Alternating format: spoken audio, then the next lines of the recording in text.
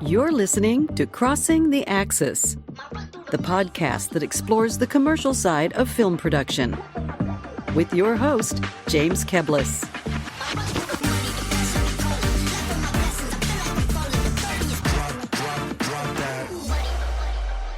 Welcome, listeners, and thank you for tuning in to the show. Today, we're talking about something everybody in business development says they want to do, but very few people can explain how to do it well, and that is staying top of mind. That phrase gets thrown around constantly. Stay visible, keep in touch, build the relationship, nurture the lead. Yes, these are all true, but also not very helpful if you don't know what any of that actually looks like in practice. Because staying top of mind does not start with the follow-up, checking in email, or some kind of happy birthday message. It should be much more than that, and it actually starts earlier than that, like how you earn someone's attention in the first place, and then how it moves into an actual conversation. And after that conversation is when the work of staying top of mind really begins, by things like staying relevant, using your expertise to create value, and developing the relationship without becoming annoying. That's why I'm excited for today's client conversation with Chris Whitten. Chris has seen business development from just about every angle. He's been a freelancer trying to win work. He's worked on the agency side, hiring creative partners, and now he's client side as an executive producer working in brand partnerships. On top of that, he coaches photographers, directors, producers, and other creative professionals on how to build better relationships, create better outreach, and ultimately find better opportunities. I have found that Chris brings a generous, sharp, and very human point of view to this topic, and that he believes relationships are built over time, and that outreach should be about the person receiving it, and that helping people is not just a nice thing to do, it's actually a real business strategy. So with that, Chris Whitten, welcome to Crossing the Axis. James, thank you so much. That intro was awesome. Thanks for that. Did I characterize you correctly? I think so. Yeah. Anything I missed or any omissions or problems? No, it's all good. I think we'll dive into the interview and maybe it'll sort itself out, I'm hoping that we can have this conversation in kind of three parts. I know it's staying top of mind, and you think that's, like I said, that's where people you've already know them or something like that. But oh man, it starts way earlier than that in my mind. And so I'm going to break this down into this visibility section. Like, how do you actually get on someone's radar? This engagement idea, like, okay, you have their attention. What do you do with it to get a conversation? And then after you've had that conversation, that's like, what do you do after that? That's how I was thinking about this. But before we even get into that, let's establish your point of view these days. How'd you get here? What are you doing these days? And what's shaped your point of view? My background, I went to college a long time ago for photography, art school in Savannah, Georgia, called Savannah College of Art and Design, and thought I was going to be an artist. And then I think I took a commercial advertising class his senior year, and our professor put some film up, and it was a picture of a Heineken bottle, and she said she got paid, I think, something like $35,000 to take that picture. And I was like, I want to do that. And so kind of moved back to Dallas from Savannah. And when you're in art school or going to do commercial advertising, they tell you got to move to New York or LA. I moved to Dallas because that's where my parents were.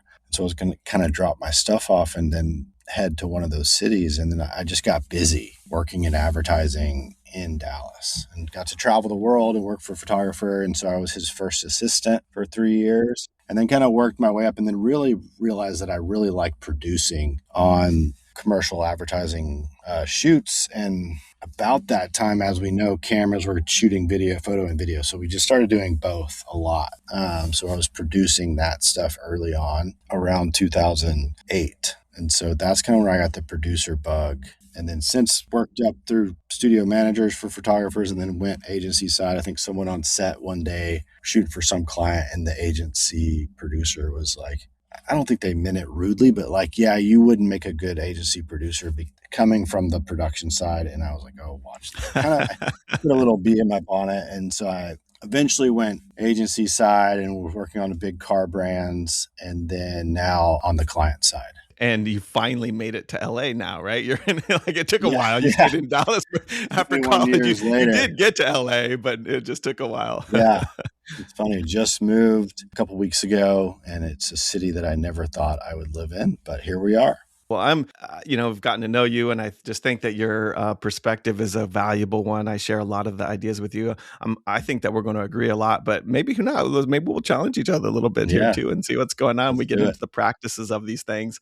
I guess you've done all of these things, and you've created a little bit of a practice for yourself, though, too, right? You do actual consulting and coaching, and you have a point of view that you're bringing to the table, right? Yeah. As you know, when you change certain things on LinkedIn or social media, and this is what I did when I was freelance, you start reaching out to those people. And I started looking at the outreach from photographers, directors, reps. And I was like, 90% of this is bad, mainly because a quick LinkedIn or Instagram search for me, about me at that time, you could see that I only shoot cars. But then I would have photographers that shoot interiors or architecture reach out and ask if they could work for me. And so I look at their book and it's like, oh, you've never shot a car before, and you're asking to shoot interiors. It's like, well, I don't produce that. And so that was like a trigger, like not a trigger, but like a light bulb, like, oh, people aren't researching who they're outreaching to.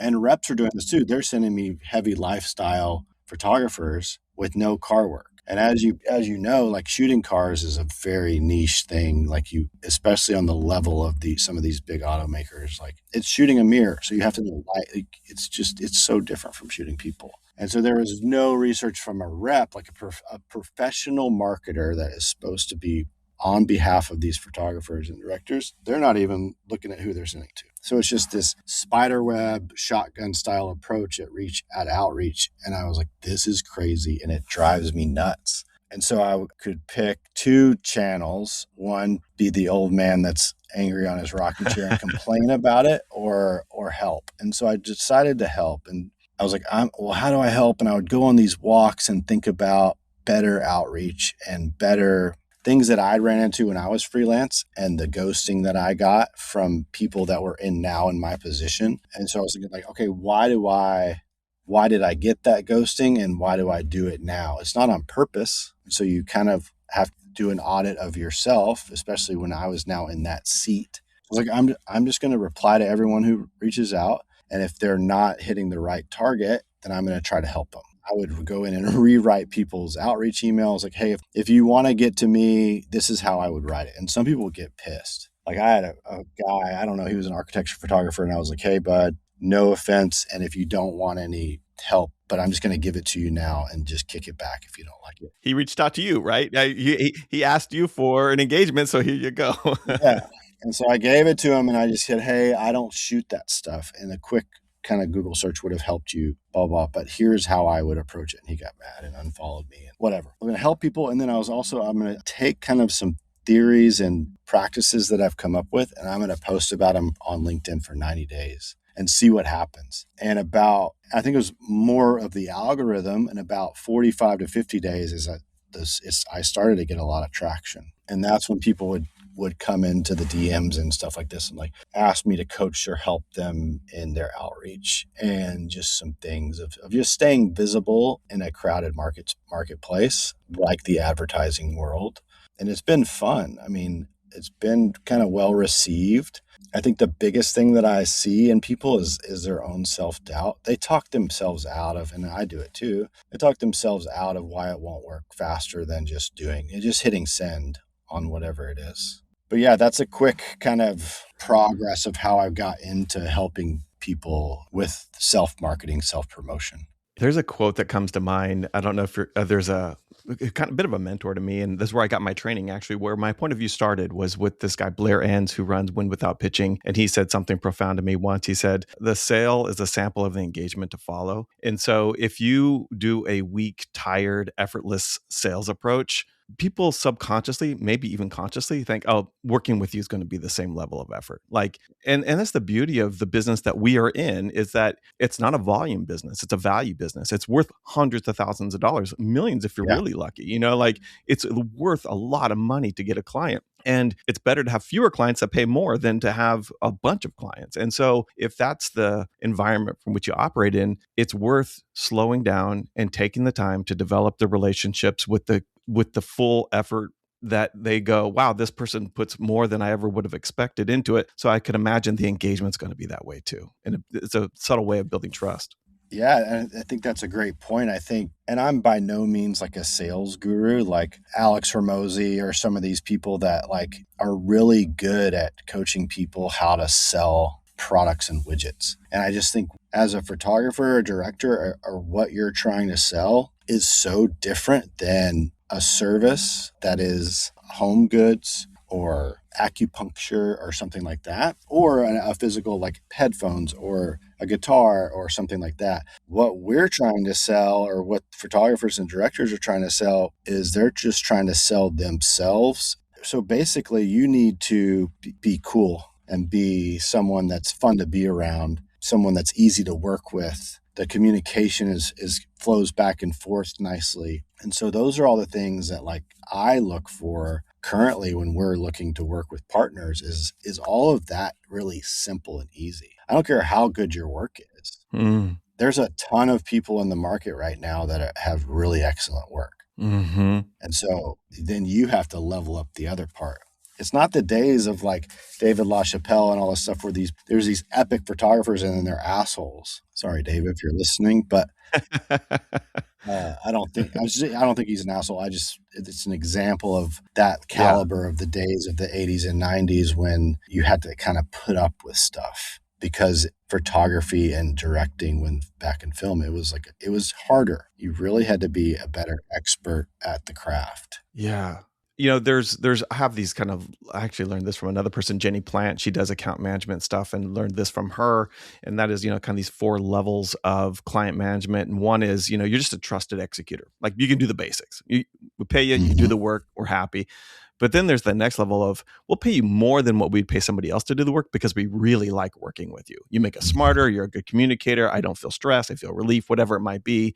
There's reasons why you're worth more. Your money, even though I could buy cheaper, it's worth buying it from you. And then there's the next level of, can your work actually make a measurable difference toward their goals and the objectives that they have? And then the fourth one ultimately is, can you be so important to them that you can actually help them determine what their future goals and objectives should be? They come to you and go, hey, we don't know what we're thinking. We have something, we don't know quite what to do. What do you think? And you get to shape those goals, and in addition to measuring, in addition to being better to work with, in addition to just executing. So that's where I'm always trying to find, how can you move up into that if you want to? I mean, the further you go in, the more money you can make and all that stuff. Well, I think, the fourth is what you should strive for. I think right. Or starting out freelance shooting, and when I had a freelance production company, there's so often that, and I learned this probably on like the second or third job, like a client would come and they would have, just for example, $100,000 budget for marketing. And when you're young and you're starting out in your production company and you're just trying to cover your overhead or whatever, you're like, yeah, I'll take all of it and get you your deliverables and blah, blah. Now, if I was doing it, it's like, and especially if it's a new company, like it's a startup or somebody that you can kind of tell they're kind of new into making video and photo assets for their brand, I'm going to start out. Is $100,000 your total spend, including ad spend and all that stuff, or is 100? Did you really carve out 100 just to make the assets? And then how much do you have for your ad spend? Because if you make them a kick-ass video and then they don't have any ad spend money or any sort of marketing plan on the social side, organically or paid, it's going to fall flat. And you know who they're going to blame? You. Right, exactly. Yeah. Being at the level 4 of what you described, bringing more value and be like, oh, actually, I want to give you 20 grand back or 50 grand back. I can make what you need for this, so that we can then take the extra or the other amount and push it so that this video or whatever we're making gets a better traction. I love that we're already going into, we've got the client and we're talking about the scope of work and everything. Yeah. Let's start with here's what I really am excited about this conversation. That is, you're on the buying side now. And so I think, you wearing that point of reference, and while I think you could really only represent yourself and what makes you make decisions and all of that kind of stuff, I do think you've earned the right to maybe project in what is probably common and relatively universal across the business. And so with that, how do people get on your radar? Like, what are the best practices? Like, no one, you don't know them. They've seen you, they found you. Ideally, they think they can help you and they can understand why. It's not just thinking of you and seeing dollar signs and they just want your money, but they actually have thought about what works. How do they get on your radar? Give us some insights. Yeah, and I'll just share, like, this is what makes me open emails and reach back out. And some of how I say this sounds very cocky. I realize that, but I just believe in, like, let's just cut to the chase and just say what it is rather than like sugarcoating it. And so kind of the first thing is when you're reaching out to someone that has a title like mine or works in an agency, someone that hires people like you. I know what this is. You're a photographer. I'm a person that hires photographer. You don't need to tell me, hey, blah, blah, like, so don't even bring that up. You don't need to set it up. No. Hey, I'm a photographer that works in St. Louis and I shoot blah, blah, blah. It's like, I saw that from @photography in your email.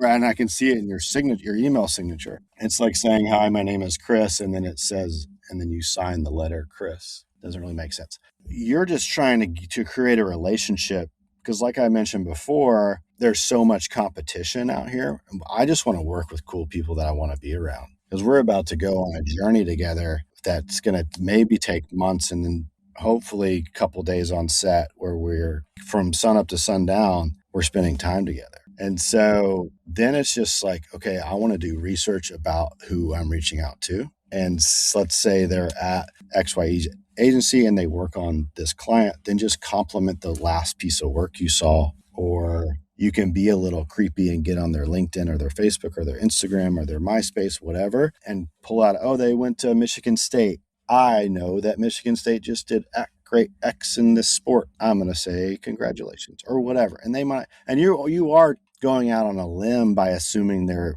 into organized sports or whatever, but just some sort of compliment that gives you an in, because we're all love to hear great things about ourselves. And if someone's like, man, I saw that piece you guys did, that must have been hard trying to get that location. I've shot there too. And I know that the permitting can be blah, blah, blah. Well, then, okay, we have commonality that, yeah, dude, it actually sucked. And then I'll be like, I actually found somebody in the permitting office that's really great here if you ever shoot there. Because I think in this business, we love to trade. So just stuff like that.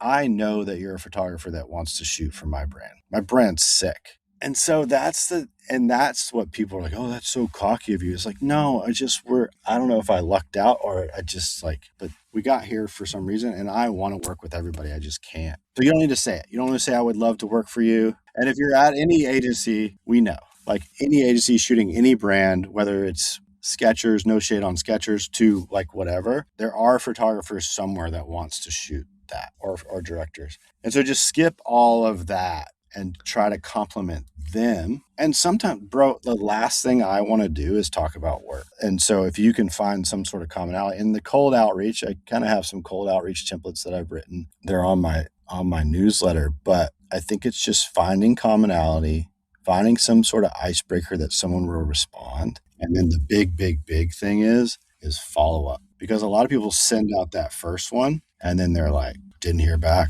Well, I guess they hate me. And we're artists. We're very sensitive. Then you go in that spiral.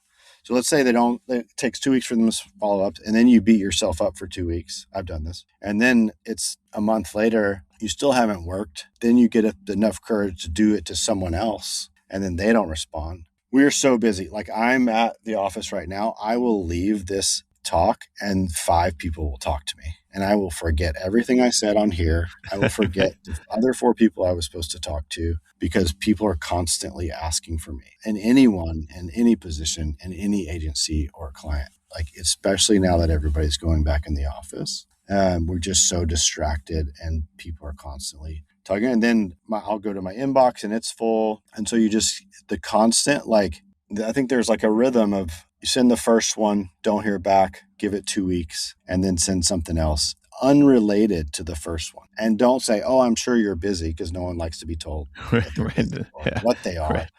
Like, try that with my wife. It's like, oh, why are you so angry? It's like, I'm not angry. Okay, we don't have And then just something unrelated. It could be like, I saw this LinkedIn post that you did. That was super cool. Another engagement, another kind of compliment, another icebreaker, another it's the next episode in the series, not a recap of the first episode. It's a moving the story forward. Yeah, because, and this is just speaking from experience, when people do that, I'm like, oh crap, I forgot, I dropped the ball. I hope they are not upset with me or think that I'm a bad person because I forgot about them, blah, blah, blah, blah. So we're both having the same conversations in our head that we're making up. And so then usually you'll probably get a response the second or third time. You may have to do, I know this guy, he did 56 touches before he got a response. And then he ultimately got a job from him. Over what period of time? I think it was like a year. And each one of those engagements, 50 plus engagements, are those micro engagements of like, I saw you doing this super cool. I saw, oh, hey, if you're ever there again, check this out. Or I just did this thing. You might find it interesting and steal an idea from it, have it. Like, is it that kind of thing? Yeah, just a mix of kind of like a little bit of self-promotion-y, but never, I want to work with you kind of thing. It's like, hey, I hope this is helpful. We just shot in this, blah, blah, blah. I find it interesting that you put so much weight into the personal relationship too. I oftentimes think it's all about the work and the value that your work brings and the expertise you bring to their problems and challenges that you can project upon because you've seen this movie a million times and you can offer something. And I oftentimes tend to not go so much into personal because I feel like maybe start with the business, we'll develop a friendship later, not start with the friendship and then we'll try to turn it into business. Actually, I hate that in some ways, but there's got to be a connection. Tell me more about that balance for you. Yeah, I think I could see and I kind of had that same feeling of like, this is business, this is a transactional deal, but I just think it's $100,000+ usually, or it's more than a car. And there's always multiple stakeholders. So you need someone to go to bat for you inside of these places. And so if you have that personal relationship, because you never know, you could be losing to somebody's cousin. Like we lost some big ones when I was freelance, and we always would, to make ourselves feel better, is like, oh, probably lost to somebody's cousin. Somebody at the agency or the client that wanted to hire their cousin that has a production company or whatever. And we kind of joked around about it, but you have to give yourself a level up, an edge on some of these things. And I'm not talking about being fake. And yeah, it is a deterrent because it takes longer. But we're going for like the 10-year relationship here, not the one and done. Then you're constantly selling, right? We want to get a client and then retain them for as long as possible. And people are going to move around. Like people, and they should try other people, but your value and what you bring to the table, and this is a different conversation, should be so high that when people try somebody else, they're like, dang, I want to go work with them again. And oftentimes when people move to a new position, new company, whatever it might be, you get to go with them, you get the raise too. Like that's the change moment is where you actually can level up. Man, this is already a great conversation on just this topic alone. Let me ask you this: what about the value of newsletters? For me, when I do client work and trying to develop companies, my ultimate goal is, can I get them to make a newsletter? And not a newsletter that is a portfolio of work. That is not a good newsletter in my mind. A good newsletter is a point of view. It's your point of view on the world, on the business and the world that you're in and that the potential clients and leads are in. And you offer a point of view, not here's our work, like it's here's what we think and here's work that shows why we think it. Does that work for you? Yes, I think you need to be putting out content every day, and I'm pretty bullish on LinkedIn, and I have a newsletter, but I push everyone I kind of coach into creating content on LinkedIn every day of some kind, because you're just trying to stay in people's ecosystem. And so you kind of have this rhythm of like, I'm speaking from my own challenge that I made for myself to post for 90 days straight of now I have name recognition in my personal brand. And if you're a photographer director, you have a personal brand. I know that's like a hot topic these days to create your own personal brand, but it's true, especially like we've been doing it as a freelancer. You've been creating a personal brand forever. It's like, that's why I always encourage people when they're like, what should I name my production company? Your name. Unless you really want to like have other directors under you and you just want to own and operate. So the newsletter is great, and it's just good for business in general. Create something where people know your name and they're constantly seeing your content, whether it's written, a mix of written and motion or stills.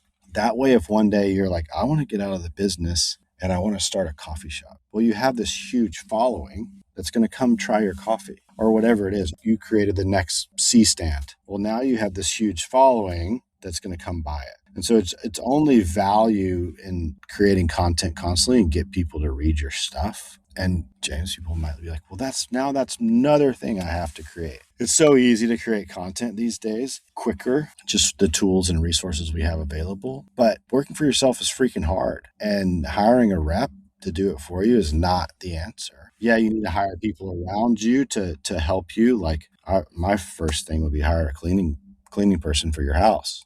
Right. Just to give you that time back. The second thing should be hiring someone to cook your meals for you.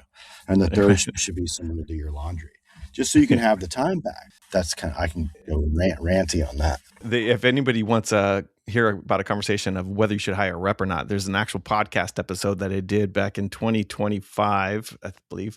And with Doug Steven, who's a rep, that talks about whether you should hire a rep. And he's really honest in that. It's a very good episode. Check it out. Yeah, very good. So I always imagine that this engagement that you're talking about here, right? This email and hitting people up on social and paying attention and offering value, maybe sending them a newsletter and getting them in and being all that. The ultimate goal of all of that is to get a conversation. Either you feel bullish enough where you can be like, these people are engaged. I've leaned in, and then I leaned back, and then they leaned in a little bit, or, I engaged, they re-engaged back. I got a reaction. I'm ready to ask. I know they're ready to have a meeting with me. I'm going to ask them. Or even better, you're so good, and this is the ultimate goal. Can you put out content? And I think of the content you're talking about, the idea of daily stresses me out. I can't even imagine that, actually. But I prescribe weekly for sure. And I try to get my clients to think of themselves as a media arm. If you wanted Ad Age or any other trade association or the New York Times or anybody to write about you, imagine what you'd want them to say and just do it yourself. Create your own media. And this is just that's a point of view. You're your own media arm, and you can really get away with that these days. And so you have your media going. Can you create media and content and engagement that's so compelling that you ask them for a meeting? Like you're like, holy shit, what you just said exactly what I was feeling. I never had the words for. I need to talk to you about something. I got a problem. Like that's the ultimate goal, right? So But either way, you get a conversation. Yeah. And you're just being able to share a creative outlet. Let's just paint a scenario here. Let's say you're a photographer and you shoot cars. You've been in the game 10 years, you've had success, and then you keep seeing this like wave of work. I think, and I'd be willing to bet, and I would hope somebody would just do this and report back in a year. If let's say you have a side hobby of gardening or like vegetable gardening, and you create a newsletter around that and like what you get, what you're doing, blah, blah, blah. And it's weaved into your Instagram or your social profiles with your car content when you're shooting for this stuff. Yeah. It's going to take off because and the reason why I say this, and I think your business will take off, is because there's going to be people inside of agencies and stuff that are into that. And they're going to see your stuff and be like, I want to work with him or her. I want to be on set with them because I want to talk to them about gardening. Right. And they just land a huge job. It's just like because you're showing the humanistic side of your life. And you're on camera like, oh, so we just got these cucumbers. Look how big these are. I can't believe it. And then the tomatoes are coming in here. Oh, no, bugs got these. Da, da, da. And then someone be like, I got this thing for bugs. But they happen to work at like this huge agency. It's just, and I got that from, we went to this real estate conference thing. And this guy was teaching all these real estate agents social media. And he was just talking about no one cares about you talking to them about interest rates. Right. They want to know, are you a human being and can you help them with the toughest decision they're ever going to make in their life? That's very scary, buying your first home. Showing them how you make a brisket on your new smoker and stuff like that is like, oh, I want to talk to James because he's likable and I want him to help me buy my first house. let people in is how I'm characterizing that in my brain. Let people in and know who you are, not just what you can do. And I think that is I can't wait to even process this and think about it more. That is a fantastic way to make yourself visible, is what I mean to say. That's a great way to make yourself visible. It's true to who you are, and it's very authentic. And I want to say, we've spent a lot of time on this first part, this visibility part, and I think it's worth it because this is the part that most production companies and even agencies, but definitely production companies, stop because it's the hardest part and they don't do it and it takes a lot of work. And so I think it was worth spending time on that. So let's get to the next part. Or they do it for a month and then they get booked on a month-long job, and because they don't have a system in place, they stop doing the visibility outreach, and then they have to start from zero again. That's why I think a newsletter is really good. If a monthly newsletter is such a perfect cadence because it forces you to put it into your workflow system, and then you can use the content that you're making and the time you're making to make the newsletter to repurpose that content. I always say, like, in one newsletter, there's probably 12 pieces of social media content because you take micro bits of it, and you pepper it around with a little bit of this kind of personal interest and affinity is the word I was looking at. Yeah. If you're showing your affinities and have people, I think that would be a really strong, and keep it going. Yeah, I agree with that. Yeah. And I've heard it referred to as like a content waterfall. So the newsletter is the top of the waterfall, and then everything flows into other pieces of smaller bite-sized content into other platforms. So let's say you get a conversation, whether you asked for it or they asked for it, it's happening, and they get a conversation. This is where intake begins. Even if they don't have a job yet, you're looking for fit, right? You're looking for, do they have a need that you can help solve? Do you have the expertise? Do they have a budget? Do they have, experience in this? All of this kind of stuff. And I always encourage people to go deep. If you feel something in your gut, or if you're like, oh, that's inappropriate to ask, those are the questions to ask. Are you okay with that? Or is it just an AGM, another good meeting that it doesn't need to have any agenda with it yet? How do people meet with you? What's appropriate in your mind and not appropriate? I think everything's appropriate. I don't think there's any off, because I won't answer it, but I've never been asked like an inappropriate question in a meeting. And I think, if you get you're correct. Like, the biggest thing that you want to do is push for a meeting, like a in-person or a coffee or a Zoom, whatever we're calling it these days, just to kind of get to know personalities on both ends. Because as let's say a photographer, you may get on the call and not like that person just because they work for a sick brand. And that doesn't mean you need to go work for them, because you don't want that. I mean, you should have a velvet rope on your business as well and not let any bad clients in. It's just miserable. It's not fun. I don't care who it is. And so it's for both of you to kind of like, hey, let's just and I had a client that I coached, and he was like, dude, this is just like dating. I was like, yeah, it's exactly like dating.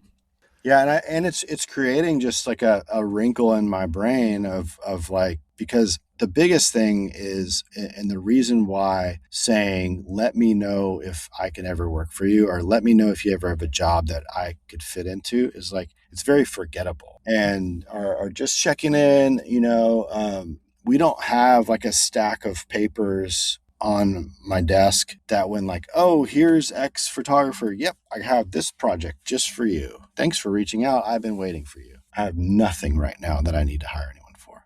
Tomorrow may be different. Next week may be different. But there's nothing right now in this year, because everything we've already booked. We've hired everybody. So you're 6 months away from even having a job.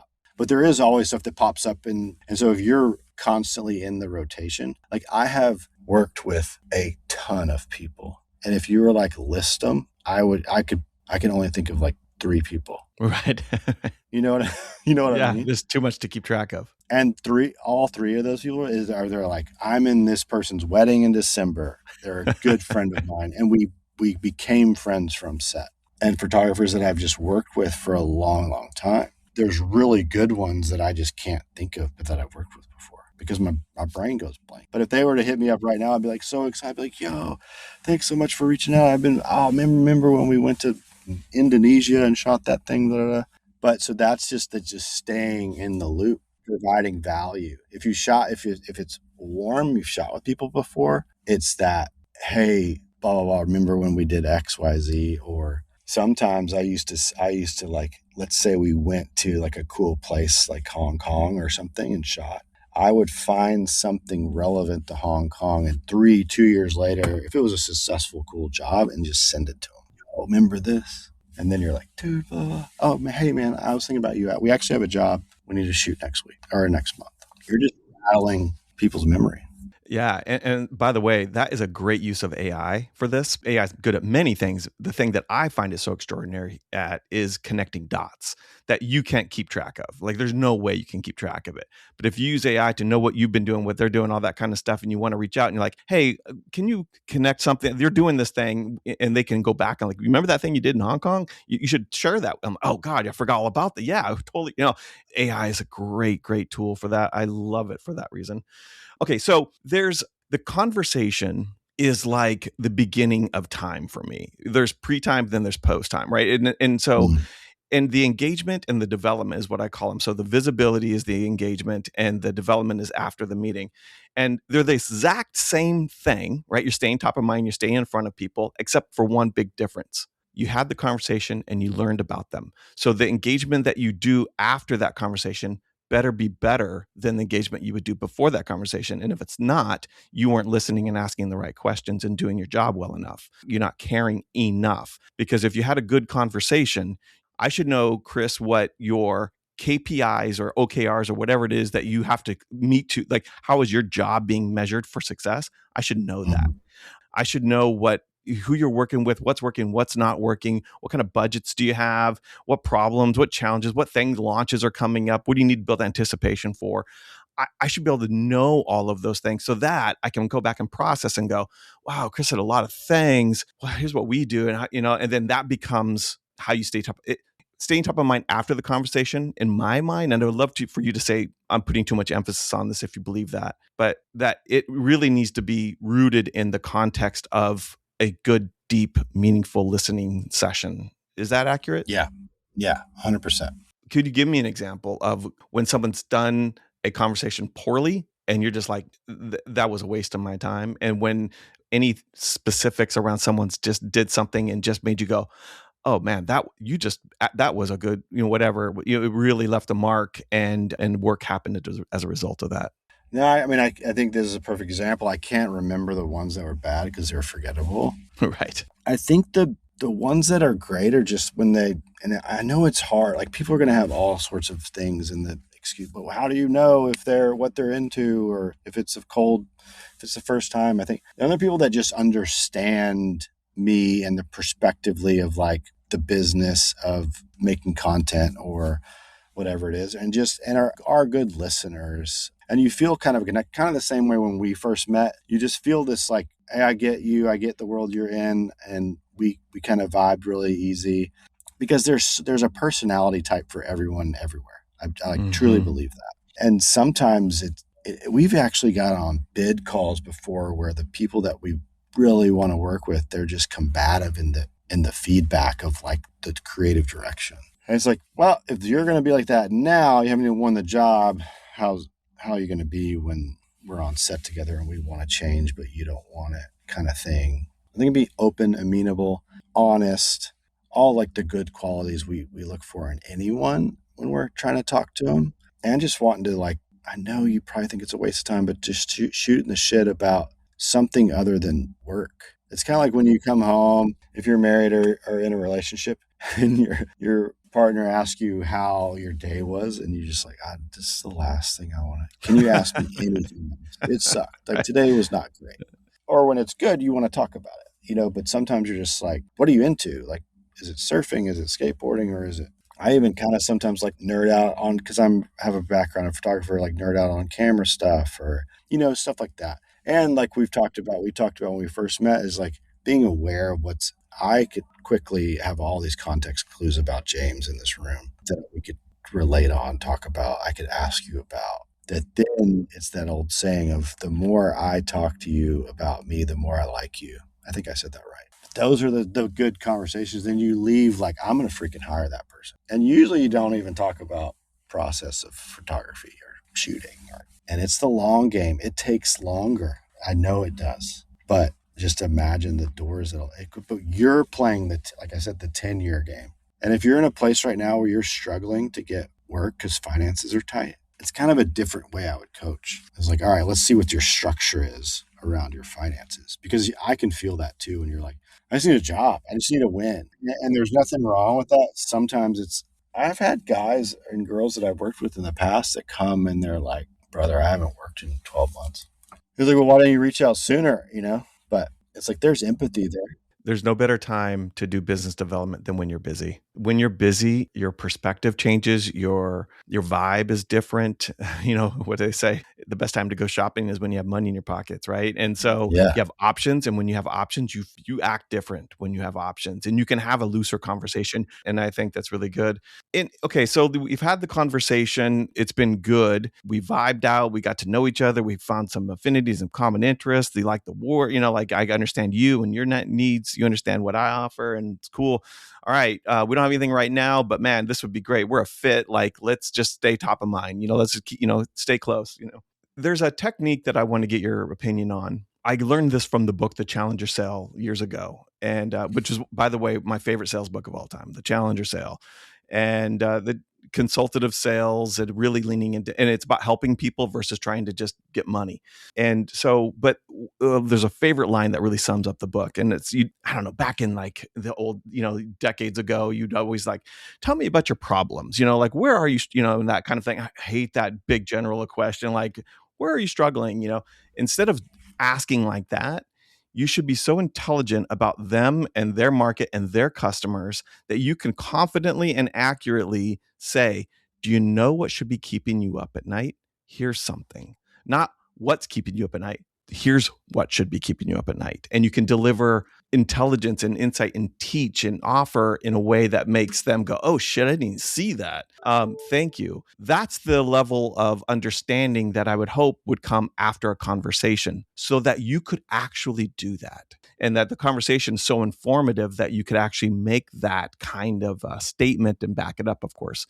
That's the post-conversation staying top of mind that I prescribe. Does that make sense? Does it resonate? Does it not? Yeah, I think it does. There are some times where people will like start telling me stuff about the company that I work for, and I'm like, yeah, dude, I already know, and I don't really care. But and maybe that's just because I'm tired and hungry and not have anything to do with like the information that's being served to me.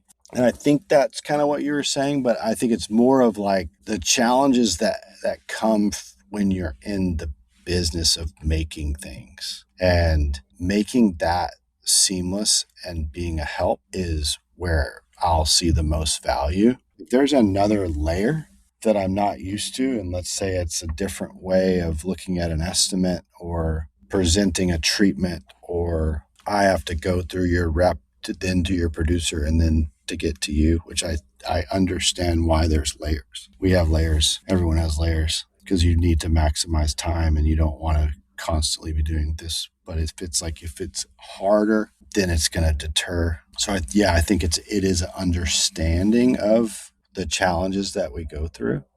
Post-production, all those things is like, that's where I'm going to create and that's where I'm just going to look to see value in the questions being asked around that stuff. If we're already deeper into the conversation, like you said.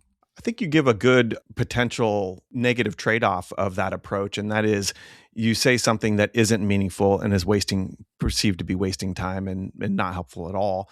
And another one that this is the one that I always think about is actually being too prescriptive when you don't have enough information. Like, you offered something, I could presume what you are going through because I have experience in this, but there's a lot that I don't know. I don't know what pressures, I don't know your bosses, I don't know your colleagues, I don't know what you might be going through.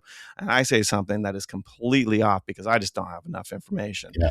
And I miss the target and it looks bad. So like, either, not relevant enough, I could tell you're just wasting my time, or dude, you just made way too big of a leap here. And it's, like you clearly are not someone that, that's going to listen well. These are the potential trade-offs of that. I think it's sometimes too, and people ask me this all the time. Hey, I just met with this brand and they were mentioning a project that they might want to work on or something like that. Or I want to pitch them on this idea I had around their brand. And they're like, should I do it? I'm always like, no, because even if the idea is great, you're pitching them something they didn't ask for. And if you kind of heard them ask for it, then you're doing it for free. And then what if it's just you didn't have enough information and context to hit the nail exactly on the head? So then you have this like bad taste in their mouth, even if it's a great pitch, but you just missed the mark somehow on some sort of, it's probably in some sort of strategic angle of what you pitched. And then they're just going off what they saw. And then they have a bad taste in their mouth about you. And so you're assuming that they want to see your pitch, which is probably not the case, unless it's like a doc that is very niched to some sort of thing that you've already shot. Then there are people that want to development people that want to see pitches like that all the time. But if it's a specific, let's say it's a running shoe brand, and you had a conversation with this person, you kind of got the feeling that they want to see some creative from you. And so you create this pitch for them and then it just misses. Well, then you missed out. Instead of developing, and then ask them, hey, I came up with this idea. I'd love to pitch it to you. What do you think? Mm-hmm. And then they're like, yes. Then you start asking questions. This is kind of the direction I'm going. Is there any more context you could share so I hit it on the head? And then make them sign a dang NDA so they don't steal your idea. Yeah, that's case studies are a great way to approach that. Yeah, so that. I just did some work for a client. I'm actually really surprised or impressed with how well it performed. And actually, the numbers were pretty good. It strikes me that you might have the similar need or have like there's a parallel lookalike ideas going on here. I'd love to walk you through what we're doing and see if any of this fits with what you're trying to do and ask you some questions about that kind of a thing. Yeah. Or case studies. We just shot X, Y, and Z, and this was some of the efficiencies we had. We were able to capture 3 times as much content because we brought in this one person, stuff like that. I love stuff like that. Just hearing about efficiencies that you could have inside of the production. Oh, that's great. Yeah. Efficiencies. What about innovations?